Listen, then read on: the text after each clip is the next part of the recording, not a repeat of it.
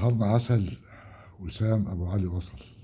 مساء الخير على حضراتكم أو صباح الخير. وصل مهاجم النادي الأهلي الجديد الفلسطيني وسام أبو علي، عقد 4 سنين ونص. وصل بعد اشتياق كبير، وما أحلى الوصول أو يعني اللقاء بعد فترة يعني بعات كتيرة كان النادي الأهلي بيبحث فيها عن مهاجم. الموسم اللي فات كلام كتير جدا عن فيرود، وسمعنا أسماء كتيرة من مختلف دول العالم. بعد سافيو ما جه وما كملش ومشي، وكان كولر محتاج فيرود، إلى أن وصل موديست. الشاسيه بتاع موديست كان بيقول إن هو هيبقى حاجة فذة وعبقرية. شكله راجل فتاوة وكده وجسم كبير، لكن بكل أسف ما نجحش. خد فرصة واثنين وثلاثة، كانت هناك عمليات للنفخ فيه بشكل كبير، لكن ما أمكنش يعني. وبالتالي كان هناك البحث عن فيرود. القائمة بتاعت النادي الأهلي طبعا يعني مليانة بالأجانب، فكان لازم يجي مهاجم مش أجنبي. وسام أبو علي الفلسطيني اللي ليه معزة كبيرة عندنا وصل. بتوقع له إن هو يحقق نجاح كبير. بتوقع إن هو زي فلسطينيين كتير لعبوا في الملاعب المصرية، كان لهم تواجد كبير، عندهم المهارة وعندهم السرعة وعندهم الإمكانيات.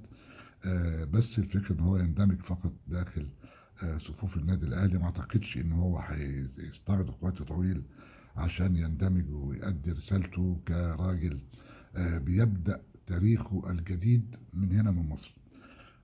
وانا شايف انه الضغوط اللي هتقع على وسام ابو علي هي ضغوط كبيرة، محتاجة شوية علاج نفسي خفيف ودفع في توقيتات معينة عشان يثبت أقدامه، لأن الناس كلها هتقارن بينه وبين موديست.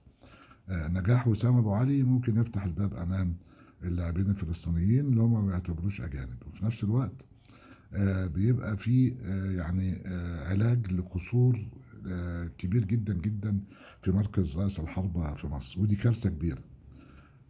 كارثة إنه ما عندناش في مصر النهاردة فراودة كتير، لدرجة إن بتتكلم عن منتخب مصر ما بتلاقيش حد جنب مصطفى محمد. ودي مسألة محتاجة نظرة ومحتاجة يعني تفحص شديد جدا جدا، ومحتاجة إن النادي الأهلي وهو بيقدم وسام أبو علي إنه برضو يقدم جنبيه نموذج شاب من النادي الأهلي أو اتنين، عشان يجي في وقت من الأوقات يبقى عندنا محمود الخطيب، وعندنا طاهر أبو زيد، وعندنا يعني أسماء كبيرة كانت متألقة. عماد متعب كان آخرهم. فبالتالي مسألة إن إحنا يجي لنا فراودة كتير من بره، لكن دي تبقى محطة نبني عليها من الناس شباب صغيرين عندنا.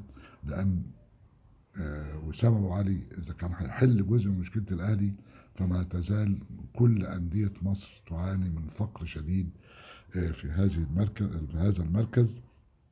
وكلمتي الأخيرة، الأندية لما تجيب لعيب أجنبي لازم تكون حاطة جنبيه لعيب وطني، لأنه عيب جدا جدا إن المهاجم المصري يغيب كل هذه الفترة عن التواجد، لأن غيابه ليه تأثير كبير جدا جدا على المنتخب ومنتخبنا فوق الجميع. شكرا لحضراتكم.